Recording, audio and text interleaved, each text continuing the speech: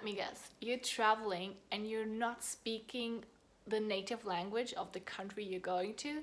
Well, let me tell you, you're the right place because in this video, we're going to talk about how to travel to a country you're not speaking the language of.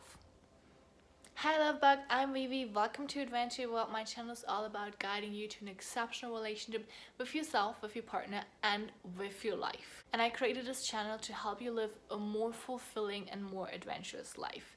So consider subscribing if this is what you want to do with your life. So if you want to travel somewhere and you're not speaking the language, well, guess what? You're not the only person. There's roughly 6,500 languages in this world and about 4,000 to 4,500 languages that more than 1,000 people speak. And I know someone who speaks 7 languages, but I've never met anyone who even speaks 100 languages. I don't know about you, but if you have, please let me know in the comments because I'm intrigued. So the thing is, we can travel even if we're not speaking the native language. And most people will never even need to speak the native language because what most people do is just fly somewhere, have someone picking them up from the airport, drive them to the hotel, and then they're just staying in their all-inclusive, fancy, beautiful, nice hotel, go to the beach, come back, eat in the hotel, sleep, and do that same thing over and over again. And this is what they call a holiday.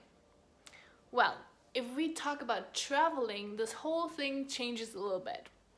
But if you're watching this video, I assume you speak English because you should actually understand what I'm talking about. So you have a huge advantage, as most people in this world nowadays speak at least a little tiny bit of English. And if they're not, most people are really trying to help you with their hands, with their feet, with gesture and with mimic, just trying to communicate. And if we're putting an effort into communication, it actually always works because we do not just communicate with our mouth and our words, but also with our hands, with our body language, showing what we want. And most of the time, it's like communicating with a baby.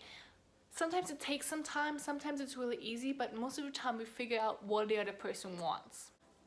There are these books for communication where there's just pictures in it. So you can point on the picture and show the person what you want, what you need.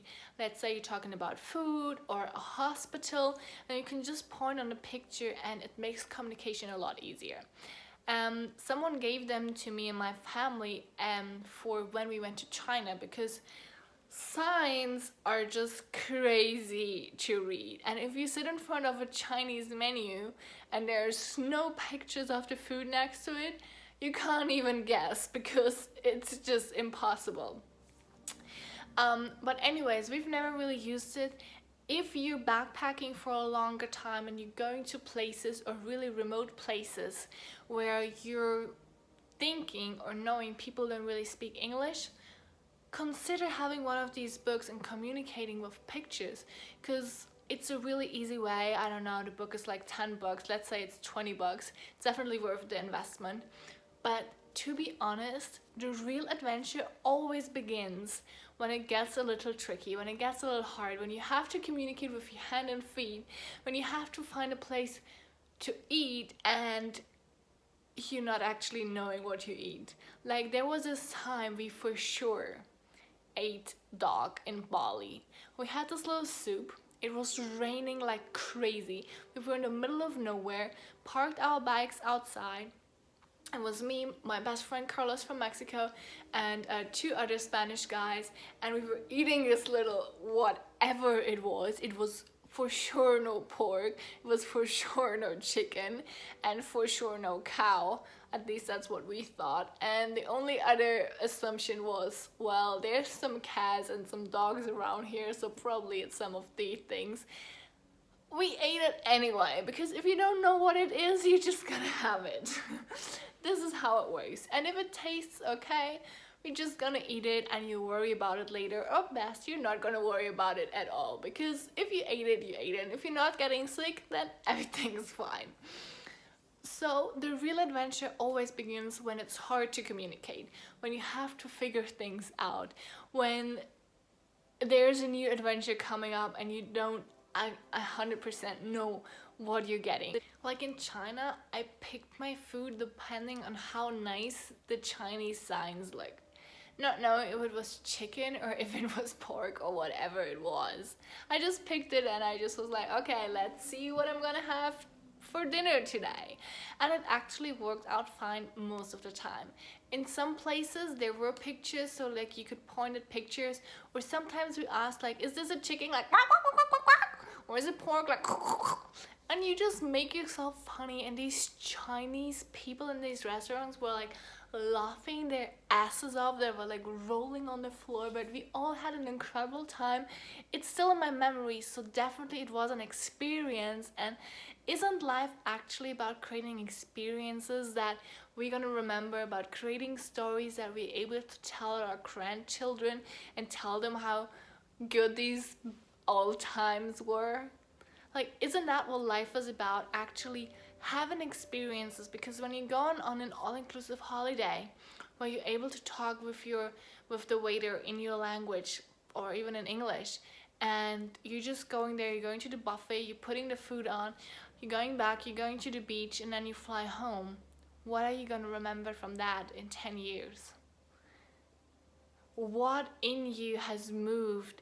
What emotions have you experienced that are going to stay in your heart over the next 10, 20, and 50 years?